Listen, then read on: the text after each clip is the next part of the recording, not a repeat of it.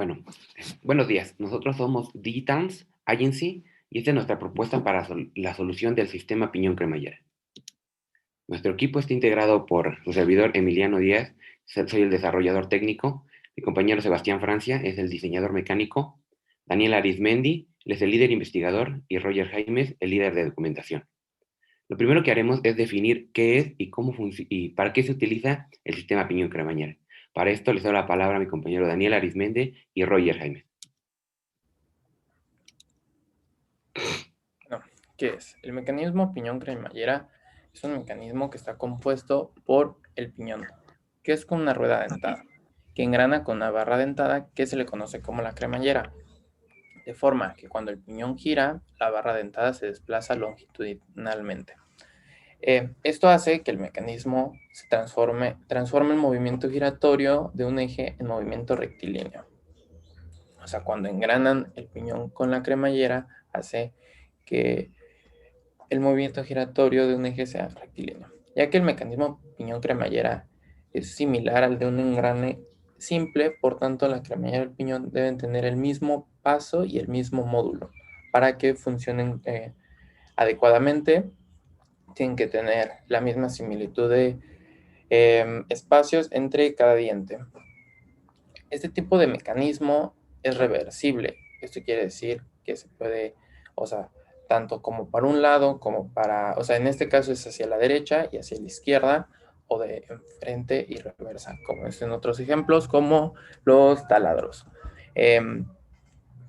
Ya que este mecanismo es de los más comunes para, o sea, es de los que más se usan ahorita. Es muy común verlos en todos los coches, por supuesto, en sacacorchos, en puertas que usan guías, en trenes y en, que es lo más común, que es nuestro ejemplo, en la dirección de los automóviles. Bueno, los dejo con mi compañero Roger. Muy buenos días. Aunque el funcionamiento del sistema piñón-cremallera es perfectamente reversible, su utilidad práctica suele centrarse solamente en la conversión de movimiento giratorio lineal continuo. Este sistema tiene varias aplicaciones, como por ejemplo, formar parte de la dirección de un automóvil. El volante y la columna de dirección transmiten la fuerza que aplica el conductor al engranaje de dirección. Este reduce la velocidad de giro del volante, transmitiendo la fuerza a la conexión de dirección que transmite los movimientos a las ruedas motrices. El engranaje de dirección piñón-cremallera provoca las rotaciones de un engranaje en el extremo del eje principal que enganchan con los dientes y que son apoyados con una barra, transformándose así el giro original en un movimiento de vaivén de izquierda a derecha. También existen otros ejemplos, como el uso de este mecanismo en la apertura de cerraduras de cualquier tipo. En esta aplicación se transforma el movimiento circular que se produce al girar la llave en el movimiento lineal alternativo que permite correr el cerrojo. En el interior del ojo de la cerradura se encuentran unos dientes que hacen que podamos introducir la llave perteneciente a la cerradura y podamos girarla. De esta manera, alrededor del ojo de la cerradura se encuentra también una corona que gira solidariamente con el ojo al girar la cerradura. Engranando con este piñón se encuentra otro piñón que a su vez engrana con la barra del cerrojo, que es la que realiza el movimiento lineal alternativo. Es en esta parte donde se encuentra el mecanismo piñón-cremallera. Ahora pasará a mi compañero Sebastián a hablarles acerca de las etapas de la resolución del problema. Bueno, primero que nada, buenos días a todos, mis compañeros y al profesor. Bueno, primero en la etapa 1 lo que tuvimos que hacer fue eh, investigar acerca de este mecanismo, ya que sin saber sus propiedades, cómo funciona, sus usos, no podemos diseñarlo ni tampoco podemos armarlo. Después en la etapa 2 profundizamos un poco en las herramientas que íbamos a utilizar, las cuales eran SolidWorks, MATLAB y los métodos físicos, ya que, bueno, SolidWorks iba a ser una parte más visual, MATLAB una parte más matemática y los métodos físicos una parte un poco más de simulación de lo que podía pasar en la vida real. Y bueno, a plantear también estos mecanismos, nos dimos cuenta de que, pues bueno, SolidWorks iba a ser un poco más visual, iba a ser un poco más estético, por así decirlo, ya que íbamos a simular todo en ese programa, y MATLAB iba a ser un poco más matemático, por así decirlo. Y bueno, esta es la etapa 4, que es en la cual estamos presentando este proyecto. Bueno, entonces, a todo esto, ¿cómo vemos el sistema y sus propiedades en MATLAB? Ujú. La primera es el desplazamiento y el ángulo como que se ve reflejado en las llantas. Para esto, lo que utilizamos en MATLAB fue definir una variable y crear una matriz en la cual va de 5 a 30 con un espacio de intervalos de 5, y pues necesitamos también el número de dientes de nuestro piñón, en el caso fue 30, y el paso respectivo del piñón. Y después lo que hicimos fue ya como tal sacar el desplazamiento mediante la forma en el que la matriz de alfa la dividimos entre los 360, lo multiplicamos por el número de dientes y por el paso que tenía. Después definimos otra variable con la medida en la que la medida que tiene el brazo en el que se apoya el piñón, y esto lo ocupamos en la siguiente operación, donde al ángulo lo calculamos con el coseno de los dientes sobre la medida de este brazo. Esto nos sirvió para la siguiente, donde con una función de rad to depth, fue donde metimos el ángulo, esta variable, la parte de arriba, y pues lo que nos quedaba solamente era graficarlo. Y así es como se ve. ¿Me confirman si se ve? ¿Sí se ve la gráfica? Sí, ¿verdad? Ok. Este es para la parte del ángulo y de las llantas. Y ya sobre la posición y todo del coche, lo primero que hicimos, y no es tan difícil entenderlo, solamente tener en cuenta ciertos datos, y uno de los más importantes es el incremento de tiempo, el cual definimos por 0.5, el tiempo que lo inicializamos en 0, y las posiciones que tiene cada componente, en este caso Y y X. Lo mismo pasa con las velocidades, de igual de Y y de X, las aceleraciones y la orientación que inicia en 0. Otra cosa que también es muy importante es el coeficiente de arrastre, que es la resistencia que genera pues, el aire con nuestro vehículo. Este vehículo lo definimos con una masa de 500 kilos, y para la parte de graficar y todo eso decimos, bueno, lo que hicimos fue sacar los vectores de posición de X y de Y, que inician en ceros con intervalos de 1 a 5000. Esto con la posición, con la velocidad, con la aceleración y pues con la orientación. Después creamos un for en el cual igual va de 1 a 5000, donde si el tiempo es igual o idéntico a 2, pues empieza la orientación en 0. Y si no, ya empezamos con todo lo demás, que es la fuerza, que es literalmente la fuerza que genera el motor, que pues bueno, la inicializamos en 300, solo como ejemplo, y después las fuerzas globales las pusimos en ángulos con su orientación y su fuerza de empuje, perdón. Después utilizamos una fórmula para calcular la velocidad normal, que es la raíz cuadrada de la velocidad global de X, de su componente X, elevada más la velocidad global de Y, igual elevado al cuadrado. Después, las fuerzas de arrastre las definimos por el coeficiente de arrastre que genera el aire, por la velocidad global de X y por la velocidad normal. Esto igual para X y para Y. Después fue la fuerza total que se calculó de X y de Y, lo obtuvimos con la fuerza como tal, más la fuerza que genera el aire, en este caso la fuerza de arrastre.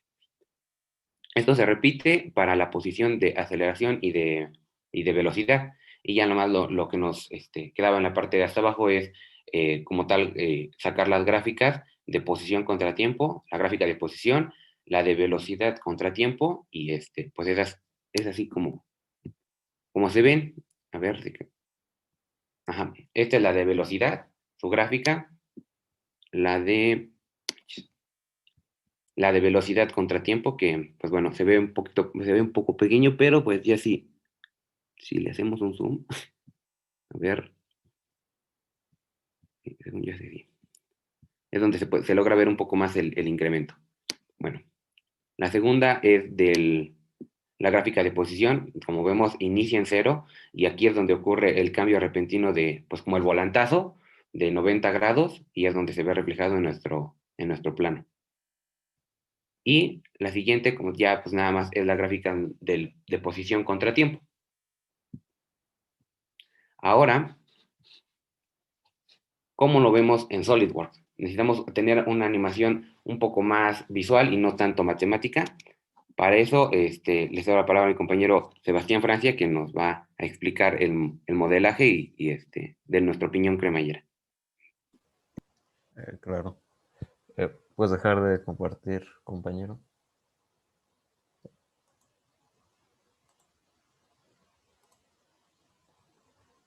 Bueno, otra vez los saludo a todos. Bueno, este es nuestro modelo de SolidWorks.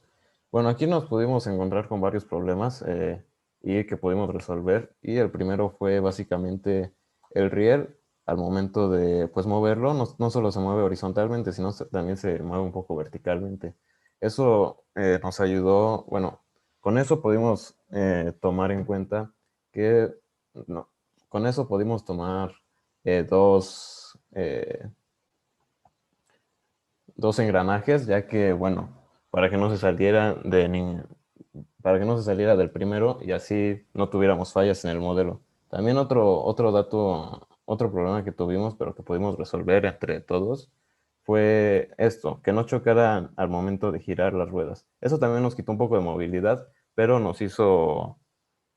bueno, pero nos hizo plantearnos un poco mejor el proyecto y un poco mejor la problemática, ya que, bueno, aunque gires y gires, no va a chocar, ya que, bueno, pusimos los ángulos correctos. Y, y también, este es prácticamente nuestro proyecto.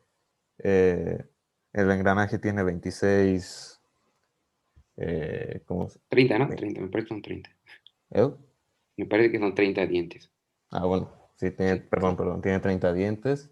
Y, pues, bueno, este es nuestro proyecto en SolidWorks.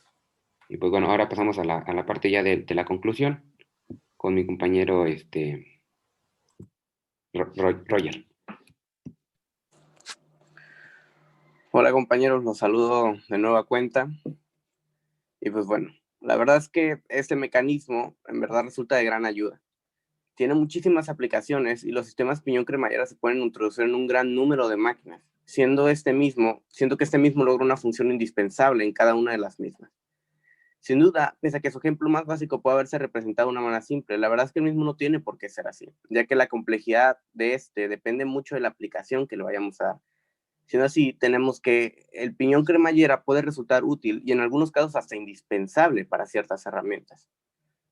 Es un mecanismo fantástico, el cual pese a usarlo de manera cotidiana en el transporte o en los portones, solo por mencionar algunos casos, la verdad es que es desconocido para muchos. Sin duda es un invento bastante importante e impresionante que resuena en nuestra vida cotidiana de manera constante. Y bueno, con esto damos fin a nuestra presentación. Muchas gracias. Muy bien, muy bien. Bueno, voy a las preguntas directamente para cada uno de ustedes.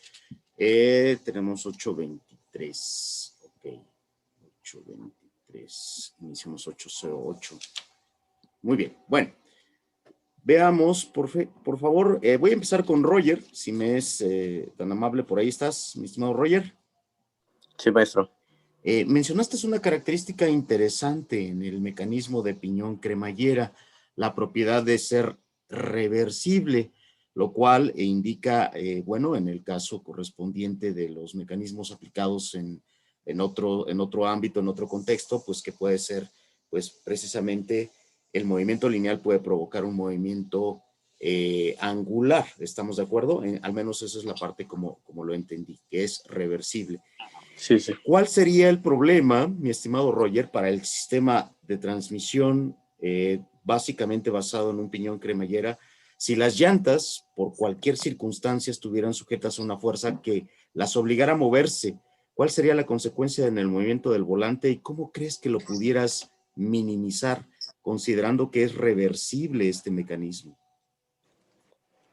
Pues Piénsale un poquito, no es una pregunta ok. fácil, pero me gusta la idea de que como abundaste en la aplicación de la cerradura y entendiste muy bien el mecanismo, ¿qué podríamos hacer para minimizar o en su caso evitar esta circunstancia adversa que correspondería a que las llantas serían las que pudieran controlar o influir en el movimiento del volante? Perdón. No. Date rollo. Bueno, nada más déjeme empezarlo tantito, maestro. Profe, Claro. se refiere, o sea, sé que no es para mí la pregunta, pero se refiere que el movimiento como un bache o algo así, o sea, un Exactamente, ¿no? Alguna forma intempestiva de choque. fuerza debe de mover la llanta, no la esperamos, ¿no? No esperamos más que la fuerza de fricción, pero puede ser que alguna forma de fuerza pueda mover la llanta y eso, la característica de reversibilidad, se transmite al volante, ¿estamos de acuerdo? Sí, Entonces, sí. ese podría ser un problema. En su consideración, no es una pregunta que tenga que contestarse técnicamente, pero de manera general, por el entendimiento del mecanismo, ¿qué podría hacerse para poder generar una protección al conductor? ¿Cómo lo pueden minimizar? ¿Cómo lo pueden, eh, pues, ponderar, si se puede llamar de alguna manera? ¿La podemos contestar a alguien más o Claro, Roger? por supuesto, es en equipo. Ok, Claro que sí. pues por lo que tengo entendido, realmente esos movimientos pueden ser, la mayoría los absorben tanto el neumático como la suspensión que tiene el propio vehículo. Pero como tal, en el sistema piñón cremallera, me parece que utilizan como tal, el piñón es un piñón, o sea, un círculo, no tanto un engrane. Esto hace que, pues realmente, si se llega a mover, pues la forma de que vuelva a engranar sea mucho más fácil y muy más rápido. Y como tal, o sea, no es, pues, como poco posible que se llegue a salir, porque pues muchos factores son los que le ayudan al sistema como tal. La suspensión, los resortes, los amortiguadores, la llanta, Lo pues que podría pasar es que los dientes se llegan a romper. Es como un profe, depende de cuántos dientes tenga. ujú. Investigamos y entre más dientes es más grande el piñón, pero es más seguro, ya que entre menos dientes hacen más fricción, tanto los dientes de la cremallera como los del piñón y se pueden llegar a romper. Eh, Eso es lo que podría pasar, pero no se podría como salir ni nada. Muy bien.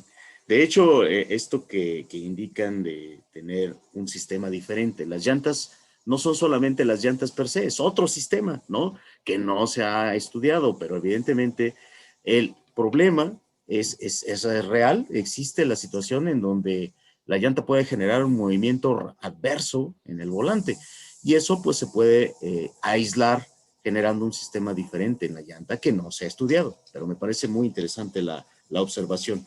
Y esas son las preguntas que uno se hace siempre a la hora de poder estudiar un nuevo mecanismo, ¿no? Si tiene beneficios, puede tener alguna particularidad que complique nuestro diseño o aplicación.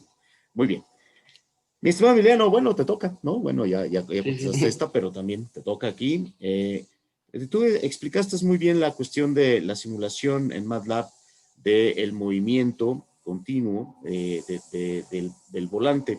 ¿Qué consideraciones podrías hacer si sabes bien que MATLAB siempre te entrega una respuesta? ¿Estás de acuerdo? No Sí, importa sí, lo sí. que le des, siempre te responde, nunca te marca error, nunca te marca fuera de rango, nunca te marca... Es un software muy curioso, pero existe un adagio en computación que dice garbage in, garbage Garbage out. out. Si tú le das información errónea, te da resultados erróneos. En el caso del movimiento, ¿qué consideraciones podrías tener en cuenta para poder saber que tu simulación es apropiada? Siempre nos va a dar una respuesta MATLAB, pero ¿cómo podemos estar seguros que la simulación es apropiada? ¿En qué parámetros te fijarías? Elige una simulación, la de posición, por ejemplo.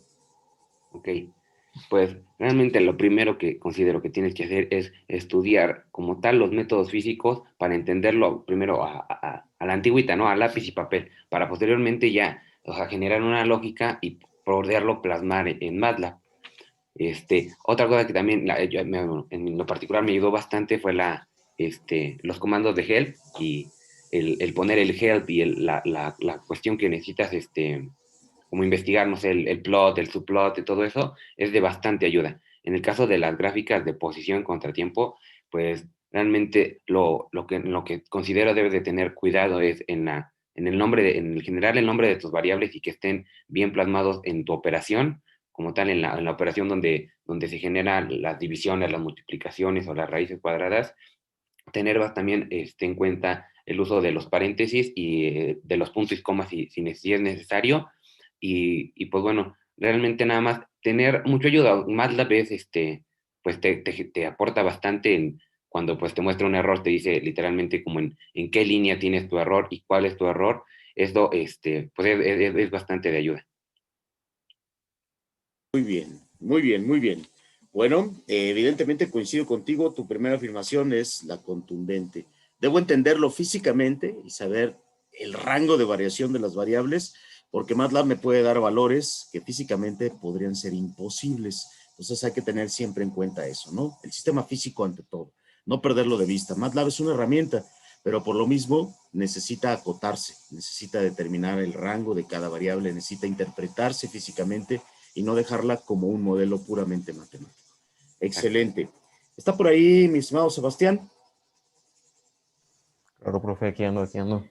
Muy interesante tu explicación acerca del modelado del movimiento, del mecanismo, ya directamente en la herramienta de SolidWorks, y hacías referencia a la dificultad del modelo, que tenía un pequeño movimiento vertical que dificultaba la dinámica del movimiento del mecanismo. ¿A qué atribuyes tú esa dificultad? Aquí no tiene que ser, no está relacionado directamente con la matemática del mecanismo, ¿estamos de acuerdo? No hay una ecuación que pusiste de por medio en la relación de engranajes, no hay una ecuación que pusiste para determinar el ángulo que se mueve, sino que es una simulación visual. ¿Cuál es la dificultad en el modelo? ¿Dónde se produce ese tipo de dificultades que generan precisamente esos movimientos verticales que podrían dar lugar a una no simulación satisfactoria, como en el caso de que se salga del engrane, por ejemplo, ¿no? A tu consideración, ¿cuáles son esos parámetros a considerar en SolidWorks para poder minimizar esas dificultades de la simulación en la herramienta? Claro, profe. Bueno, pues bueno, cuando primero usamos uno, pudimos notar que se salían los engranes, ¿no? Y bueno, se salía literalmente, bueno, completamente el engrane del riel. Entonces, bueno, yo atribuyo eso a que, bueno, como es un movimiento pues, de volante, ahora sí, pues obviamente va a tener fallas y obviamente va a tener pues sus errores, ¿no, profe?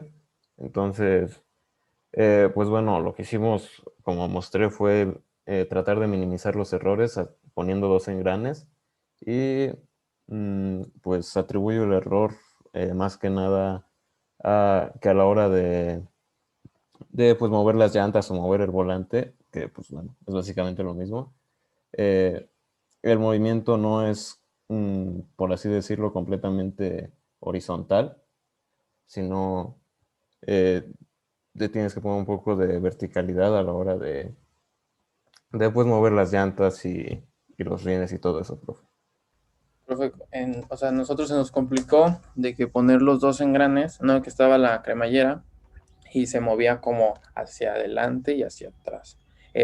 Por eso, o sea, si solo poníamos un engrane, teníamos, o sea, el riesgo de que la cremallera, los dientes de la cremallera y los dientes de ese engrane se llegaran a, o sea, despostillar, porque en algún momento no estaban como, o sea, se podría decir que no estaban al 100% unidos, llegaban a estar a un punto como un 40%, y en esa, o sea, entre menos se tocaban, más presión generaban y se podrían desgastar o se podrían despostillar.